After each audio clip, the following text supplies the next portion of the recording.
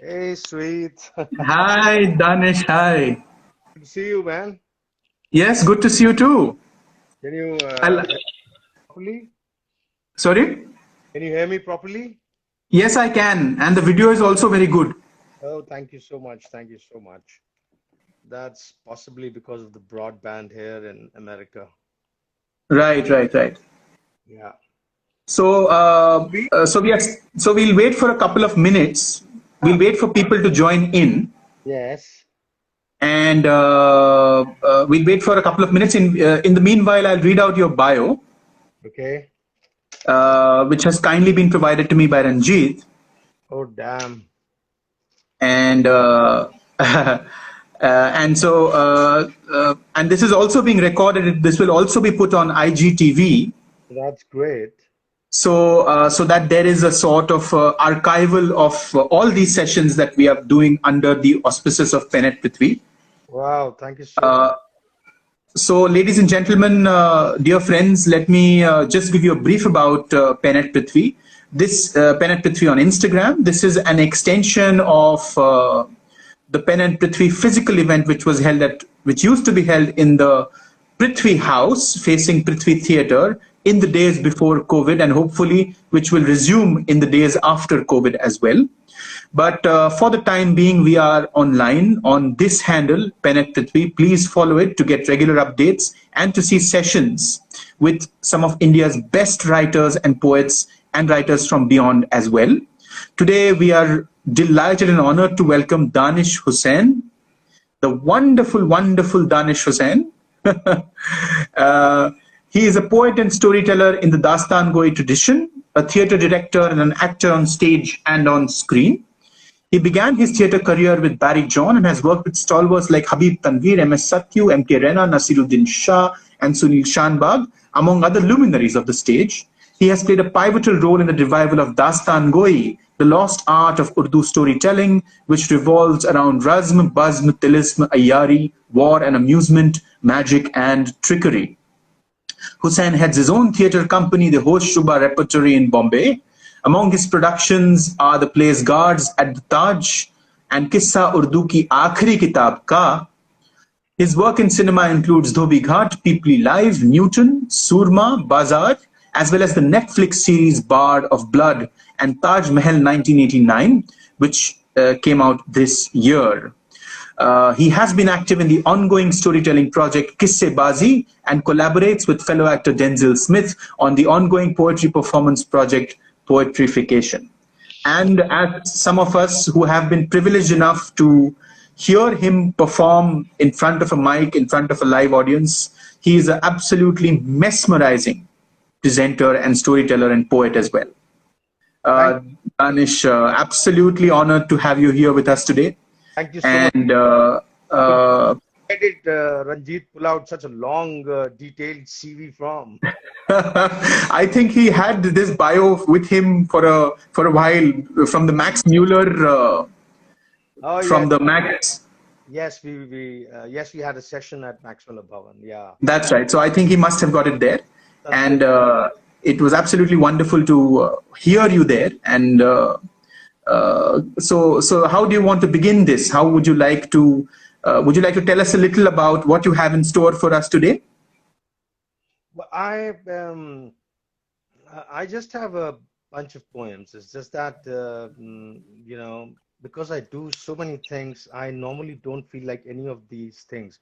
I feel a very poet-like, a very actor-like, a very storyteller-like, because it's like people are doing one thing with the focus, and they kind of get identified with that, but I dabble in so much.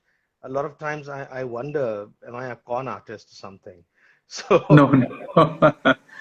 Well, it's. I think you're very versatile.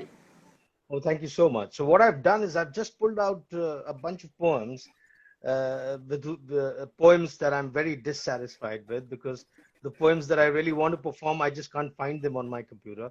So Okay. it is. I have come today with a bunch of dissatisfied poems. Well, I think Danish. I don't know who said it, but somebody said that a poem is never finished; it is abandoned. So I What? think that. So What? I think that to be a poet is to be dissatisfied. So I think, So this is what it is really. I hope it's time well spent for people who have come online and who are watching us. And I hope we are able to string a conversation which is interesting enough to engage people. lovely, lovely. How would you like to begin? With what would you like to begin? Well, maybe just I think let's just begin with some um, some couplets that I you know. तो क्या है कि मैं अंग्रेजी में लिखता था, अभी भी मैं अंग्रेजी में लिखता हूँ, ऐसा नहीं है. जी. Uh, um, when I started doing Dastan and when I started performing theater, my love for my own language kind of increased. I noticed particularly one thing, that when I'm on stage and when I'm performing, I feel most comfortable when I'm performing in Hindi and Urdu. तो मुझे ज़बान से जो है ज़रा लगाव मेरा बढ़ने लगा, and then at some stage I attempted writing in my own language. So maybe and I can begin actually with somebody else's poetry, which is Noon Meme Rashid, but ji. translation for that poem in English. And that's also one thing which kind of fascinates me, translating poems from Urdu into. So what I'll do is I'll read first the original version, which is in Urdu by Noon Meme Rashid. It's called Tamanna Ke Taar, and the poem is about a bunch of aliens landing on Earth, and they realize that and that is desire, and we need to resolve our desires. And then I will give you the English translation that I did for the poem. तमन्ना के तार, तमन्ना के जोलीदा तार, गिरा दर गिरा हैं तमन्ना के नादीदा तार. सितारों से उतरे हैं कुछ लोग रात, वो कहते हैं अपनी तमन्ना के जोलीदा तारों को सुलझाओ, सुलझाओ अपने तमन्ना के जोलीदा तार, सितारों की किरणों के मानिंद सुलझाओ. मुबादा सितारों से बरसें वो तीर कि रह जाए बाकी तमन्ना न तार. तमन्ना के जोलीदा तार, सितारों से उतरे हुए राहगीर, कहे नूर ही नूर उनका खमीर, तमन्ना से वाकिफ नहीं. ना उन पर आया तमन्ना के तारों की जोलीदगी ही का राज. तमन्ना हमारे जहां की मताए अजीज, मगर ये सितारों से उतरे हुए लोग सर रिश्ते नागुजीरे अबद में असीर. हम उनसे कहते हैं ए अहले मरीख, जाने वो किन किन सितारों से हैं. अदब से खुशामद से कहते हैं, अदब से खुशामद से कहते हैं, ए मोहतरम अहले मरीख, क्या तुम नहीं देखते इन तमन्ना के जोलीदा तारों के रंग.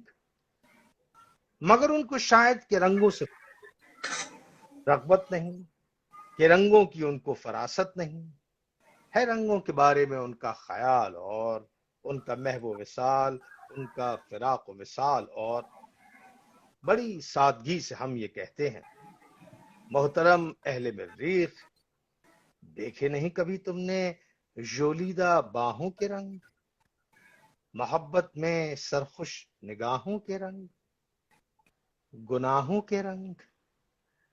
So this was the original. Wow.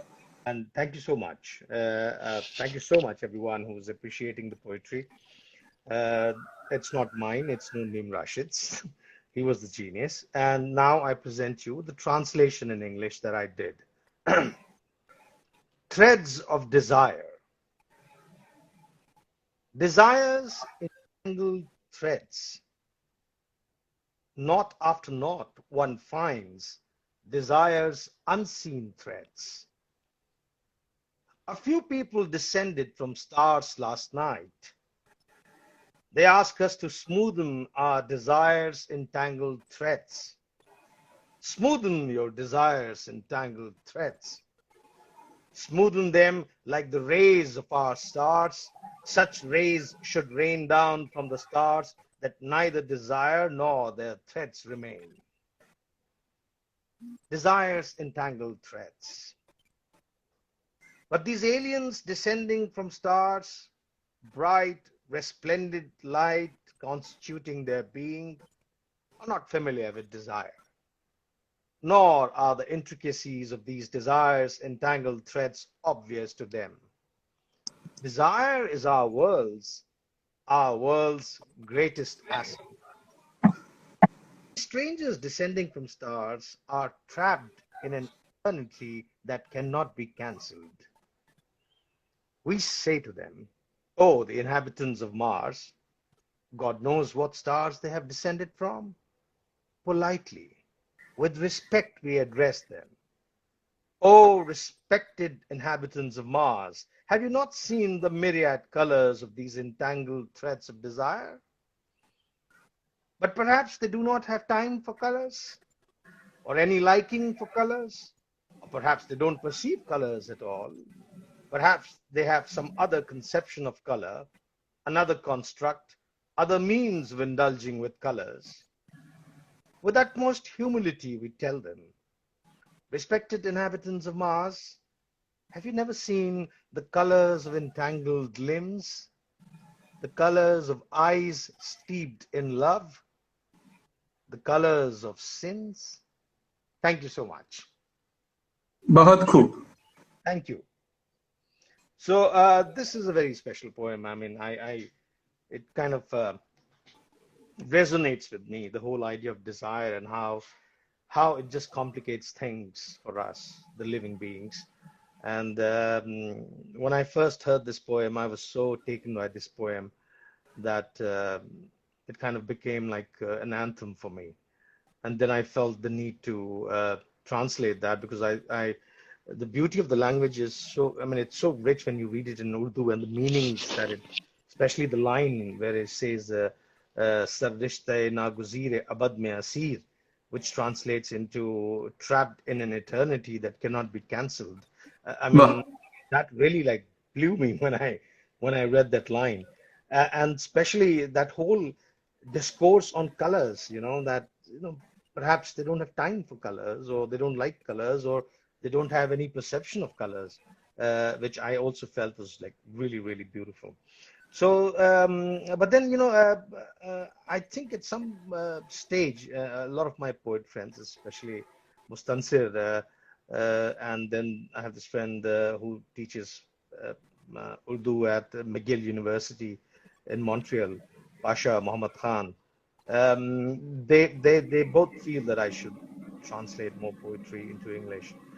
But then let poem that I translate now that we're talking of translations. This is a poem by the great Turkish poet. Uh, and Nazim Hikmat wrote a poem called, I don't know what the Turkish original is called. In English, the poem is called "After Release from Prison."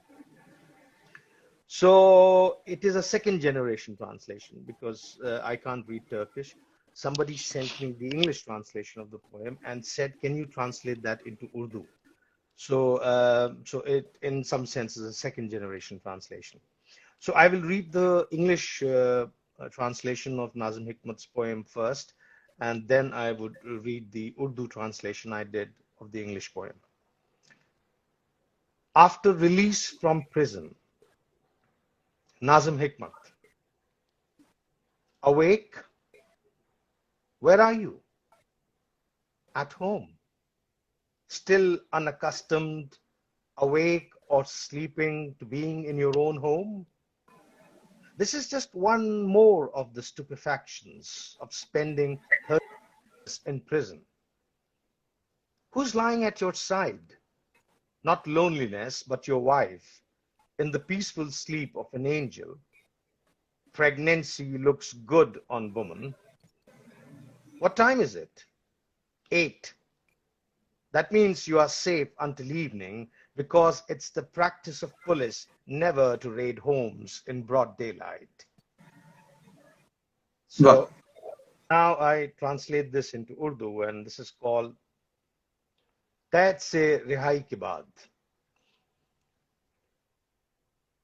बेदार कहाँ हो तुम? घर पे. अभी भी ना आशना, सोए या जागे, खुद के होने से खुद को घर पे पाके, या फिर जिंदा के 13 सालों से मामूर तुम्हारे जहन का वाहिमा है. ये कौन है तुम्हारे पहलू में? तन्हाई? नहीं नहीं, तुम्हारी शरीक हयात एक गफलत भरी नींद में मासूमियत के साथ हमल औरत को जेब देता है. वक्त क्या है? 8. इसका मतलब शाम तक तुम महफूज हो क्योंकि पुलिस के गश्त दिन के उजालों में दहलीजों को नहीं लांघते. Thank you बहुत खूब, बहुत खूब. so much. So now that we are steeped into translations, let me just one more Noon Mim Rashid poem for you, which is again Urdu poem, which I translated into English. I mean, I'm not very happy with this translation because I did it. It was one of the earlier translations I did, and I think I was too literal in my translation. Maybe at some point of time I will do a more poetic transcreation. This one is called Regi di Ruz, which means yesterday's sand.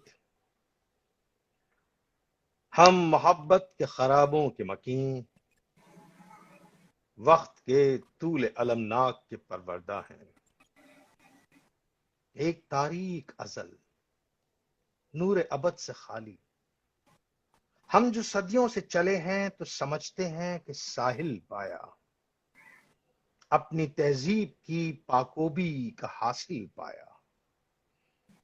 हम मोहब्बत के नेहा खानों में बसने वाले, अपनी पामाली के अफसानों पे हंसने वाले, हम समझते हैं निशाने सरे मंजिल पाया.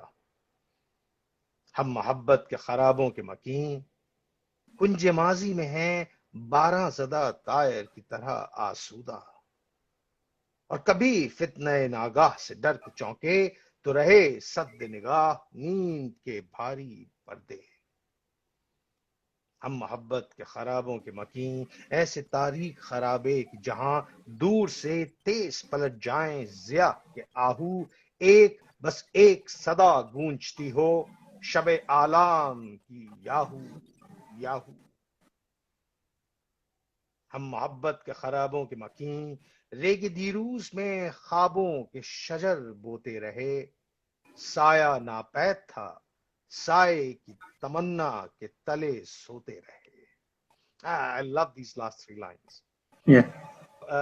Let me just, because it's very, the idiom is very Persianated, and it's a very heavy and a very deep poem, almost like Noon Mim Rashid giving you in one poem the whole discourse of existentialism in it.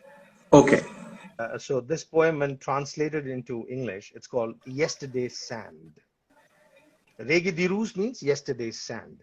Reg means sand, which is Registan, and Diruz means yesterday, Imruz means today, and Farda means future. We, the inhabitants of love's ruins, वाह. time's prolonged tragedies have nurtured us.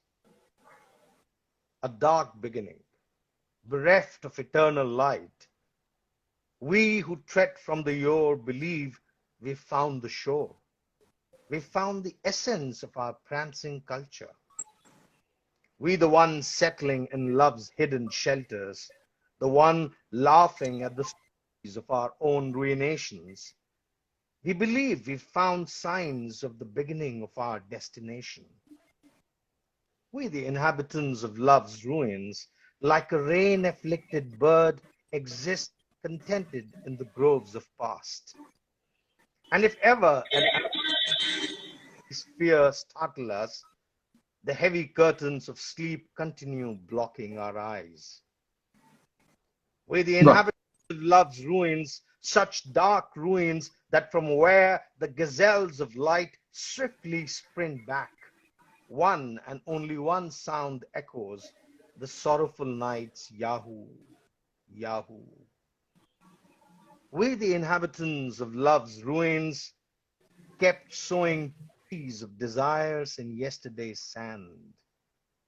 We, the inhabitants of love's ruins, kept trees of desires in yesterday's sand. Shade was absent, sleeping under the desire of a shade. Thank Wow, you. wow, wow. Thank you, Sid. I think this has come out wonderfully in translation. Oh, thank you. Thank you. But I still feel, I need to tweak this to kind of make it more poetic. It is, this was really my first attempt at translation along, and uh, I was so engrossed and so charmed by the meaning of the original English of the original Urdu poem that I just wanted that to reach the way it is, and in some sense I feel that I'm able to convey the meaning in the translation, but I still think that I can tweak it and I can make it slightly better, maybe make it more more like sound like an English poem. So yeah, this is it. Now that we are talking of translations, let me just read one more poem. This is my original Urdu poem, and I think Mustansir did the English translation of that. But let me find.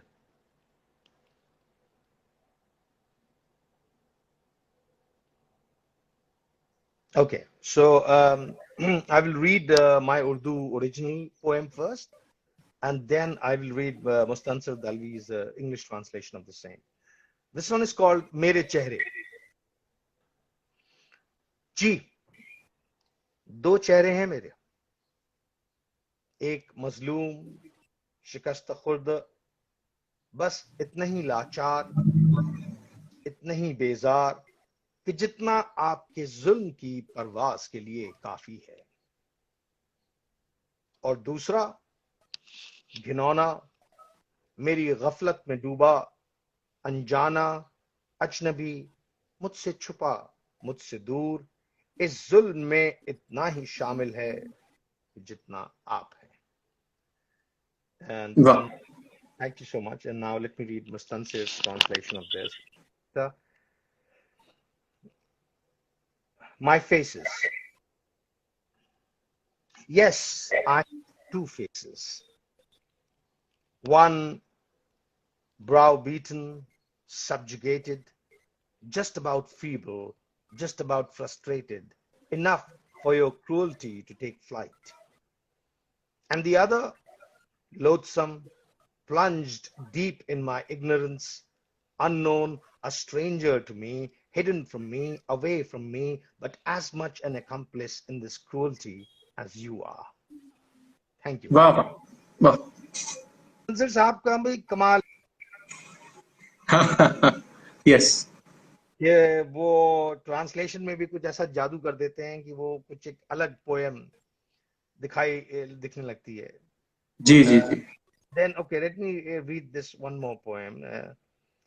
This is the original is mine.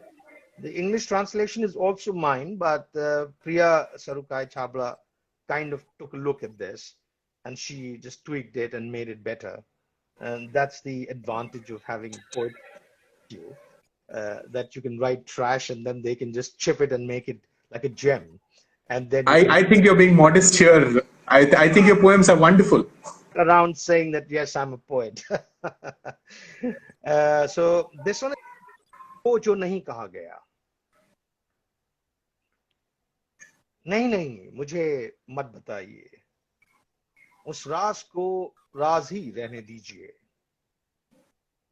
वो जो मुकद्दस शय छुपी है हम में, गर यूं ही इजहार कर दी जाए, भक से उड़ जाएगा उसका सहर, मैली हो जाएगी उसकी पाकीज़गी।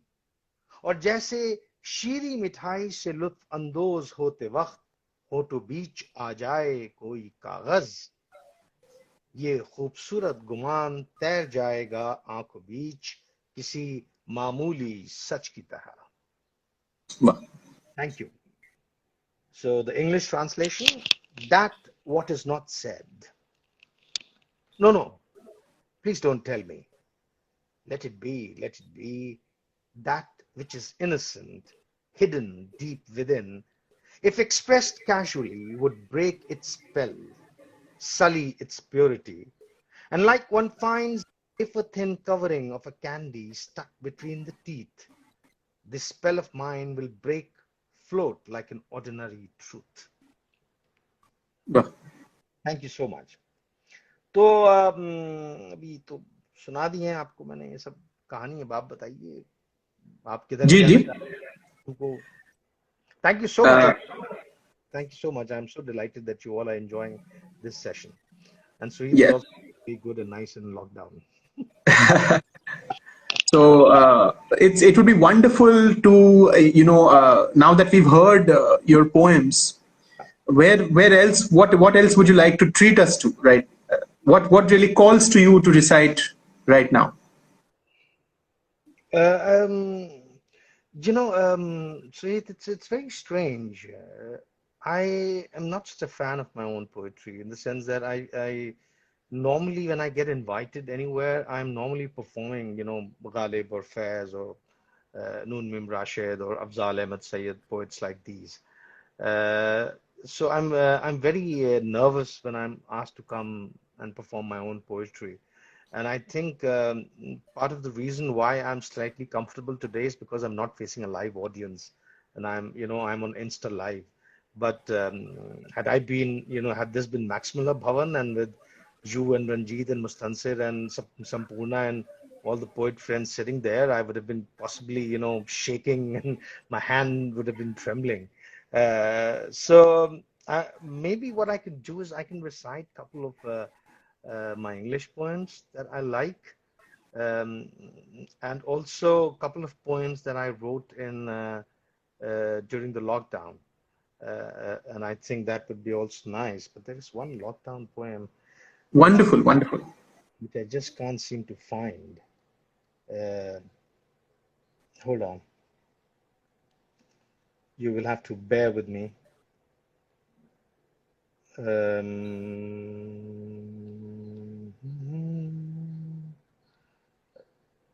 Meanwhile, you can ask me something, and I can, while I'm searching for the poem, I can answer you uh, whatever you would want me to answer. Yes, I actually had a specific question about your practice of translation, Right, right. which is what precisely or what are the different things, some of the different things that call to you when a poem says translate me.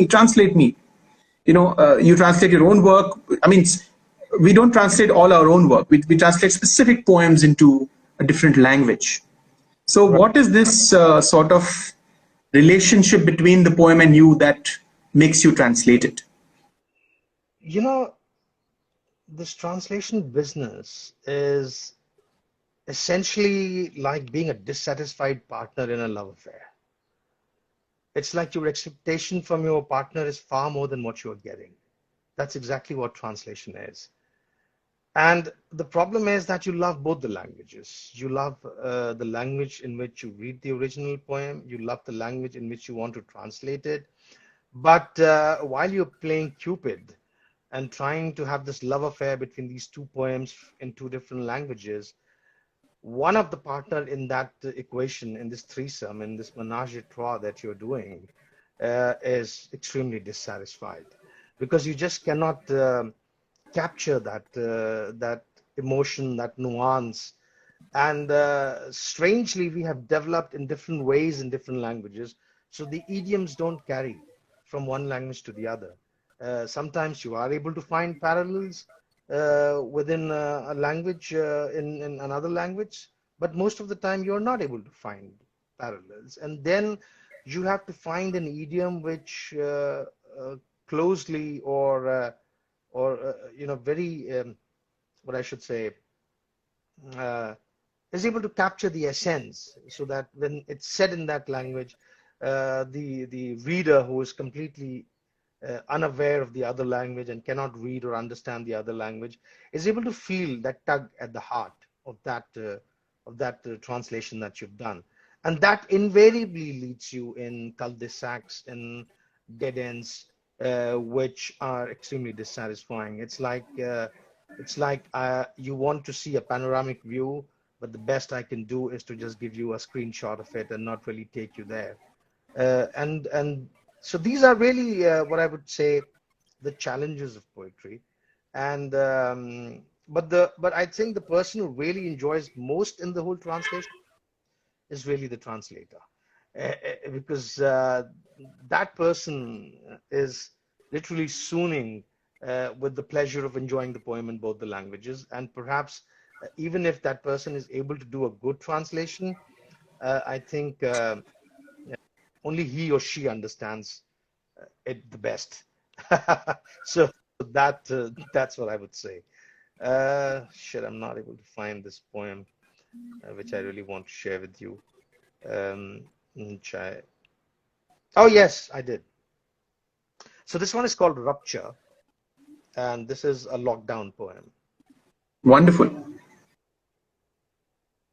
And when you turned around, and when you turned around, half nailed in the moment, half tearing into a night abound with chunks of ingested daydreams, a morass of ruptured spleens. And when you turned around, half nailed in the moment, half tearing into a night abound with chunks of ingested daydreams, a morass of ruptured spleens, I knew I'd have to wade perpetually through knee-deep sludge like a blind man foraging for a heart he failed to keep. Thank you so much. Well, Um, then few poems that I kind of like. Normally, you know it better than me. You're a performing poet. We always have some favorite poems of ours, which we like performing more. And that has no relation with what are the favorite poems of ours that others like. yes. This one is called Winter. Each time I pull the quilt over me, each time I pull the quilt over me, it's like slipping within a question mark that hangs over my bed, prodding the false warmth with which I sleep this winter. Each time I pull the quilt over me, it's like slipping within a question mark that hangs over my bed, prodding the false warmth with which I sleep this winter. But I know nothing of it. I see it only in the news clippings of cold waves, or in the shivering of a mendicant pressed against my car's window, or in the vaporous breath of an illicit lover exhaled across my married face. Thank you so, Well, thank you so much.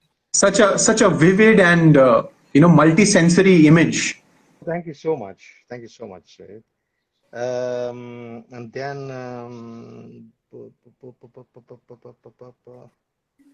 okay, this is called a bandish on sitar. Uh-huh. A bandish on sitar. The fading notes on sitar set an undulating rhythm in my chest. The fading notes on sitar set an undulating rhythm in my chest. I see your face and my breath entwine, melt, slide. Well, Entwine, melt, slide. I see your face and my breath entwine, melt, slide. Entwine, melt, slide. And then the chord strikes, rise. well. Thank you. Thank you so much. And then, uh, okay.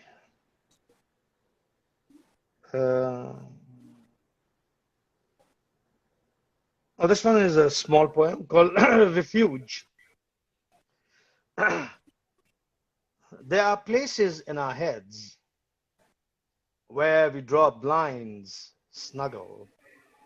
There are places in our heads where we draw blinds, snuggle, like in the arms of a former lover. Wow, wow. Thank you so much. And, and this one is called Lover. Basho was this Japanese poet who excelled at writing haikus. For a Basho lover, there would be a time, there would be a time where in between the waves of your raspy voice, there would be a time where in between the waves of your raspy voice, I would slip in a syllable or two or a handful. There would be a time when in between the waves of your raspy voice, I would slip in a syllable or two or a handful to sink in your heart, flutter, and unfurl into a basho haiku for you. Wow, wow. Thank you so much. Beautiful. It also has some of the qualities, the brevity and the poignancy of a haiku itself. Although it is not a haiku, but it has that quality to it. Oh, thank you so much. Yeah, I just wanted to impress a girl who loved basho haikus. I think you succeeded pretty well in that. She loved the poem, but not me so much. I think it's a great boon if your work gets more notice than you. Oh, okay, there is a haiku. There is a haiku that I've written. It's called The Only Place Where Lost Hearts Are Reclaimed. The only place where lost hearts are reclaimed, a forgotten poem. क्या बात है? Thank you. And then let me see. Uh, there is one more haiku. For me, Watan as homeland. For me, Watan was love. I would be a migrant everywhere. Wow. Thank you. And this one is called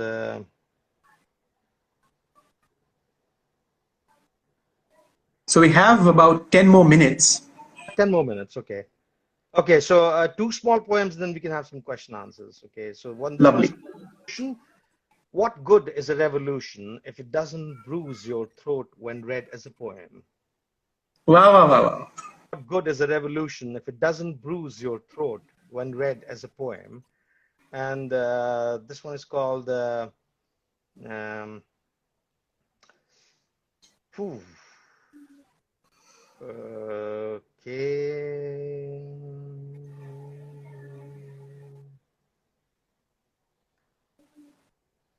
Okay, and this one is called Yearning. Again, a short poem. Yearning. Like dew, like dew, you slid off my soul. Like Wow, dew, wow. you slid off my soul, seemingly leaving it fresh. But to a morning walker, it should have rained more. So thank you so much. And here we are. And thank you, everyone. And yes, we can have some questions and answers if you want, and if you can have some questions and answers if somebody from the audience want. I'm all for it. Fantastic. So please type in your questions in the comments. We can see them live, and Danish can take them one by one. Um, is there anybody with a question for Danish? Delightful to hear you. So many beautiful poems of ours, Dansha. Thank you, Saleh. Thank you so much for your generosity and for your comment. Yeah, thank you so much. Absolutely. In fact, Danish, I had one question, which is Yeah, again, today we got to see a side of yours that many of us haven't really seen before, which is Danish Husain, the poet, right. and the multilingual poet, a person who writes in multiple, who has his, who can, who occupies several languages, who travels between languages, who is a traveler and a pilgrim between languages. I Ji. had a question which is, which is to do with idioms and registers, which is, you said sometimes that you said a while back in this session that the question of multiple registers, that certain things are parallel between different languages, certain things are not. So, does being multilingual inform your poetry in some way? It So, certainly It certainly does.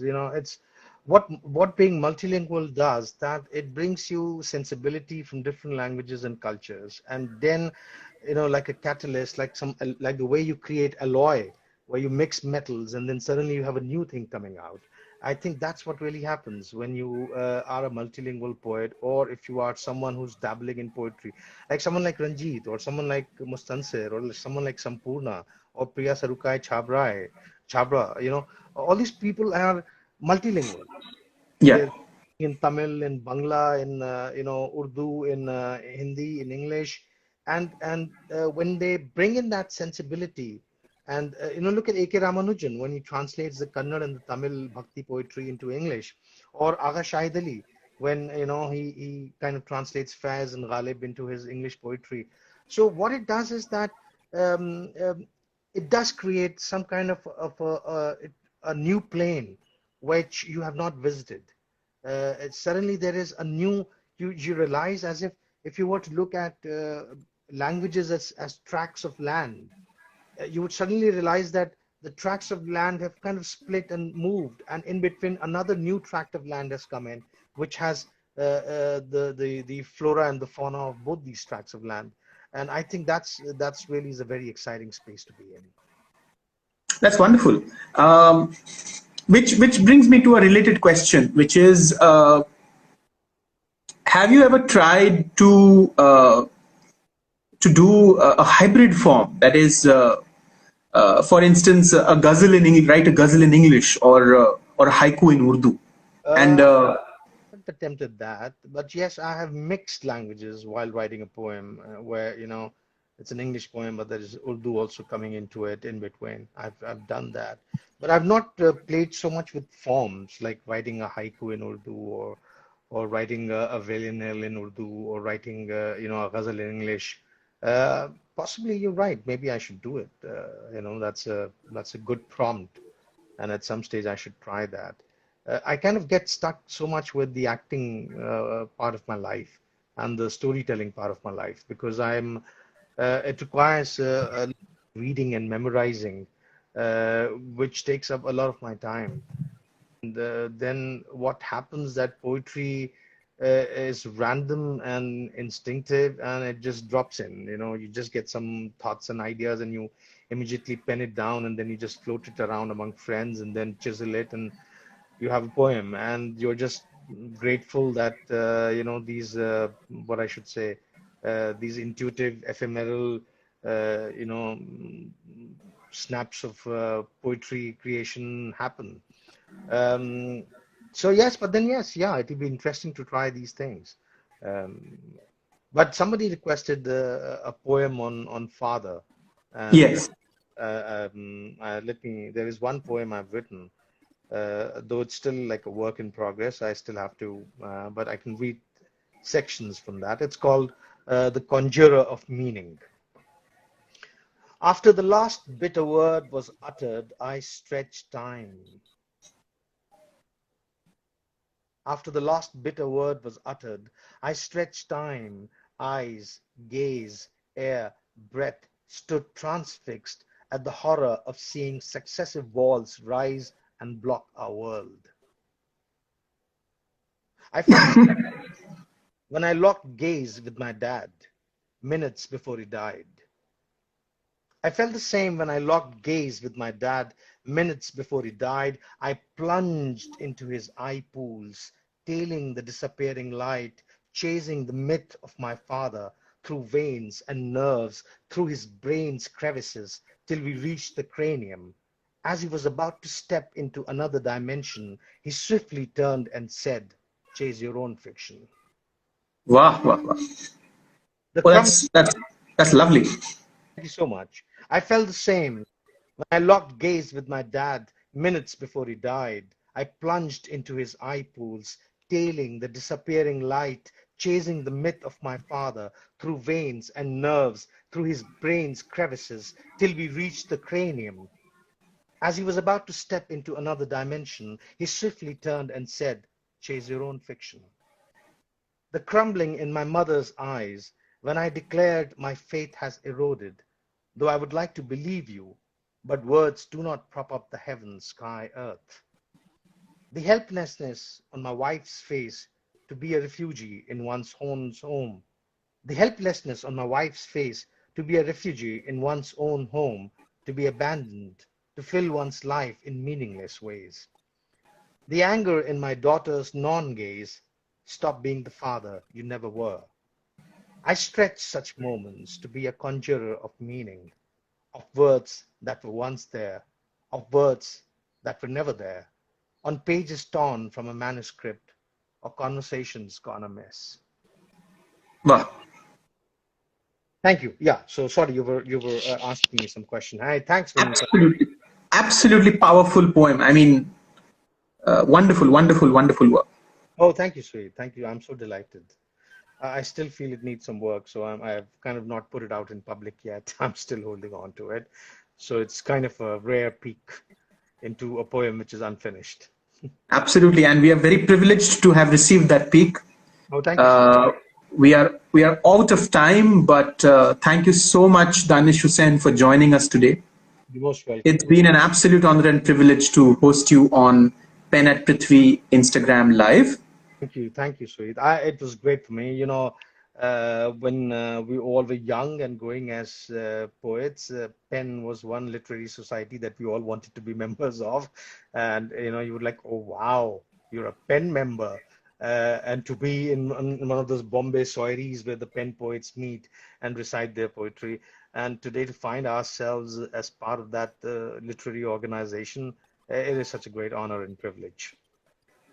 Thank you. And dear friends, thank you so much for joining us. Please follow Pen at Prithvi. We have fortnightly Insta Lives with writers from India and beyond, and poets from Bombay and beyond.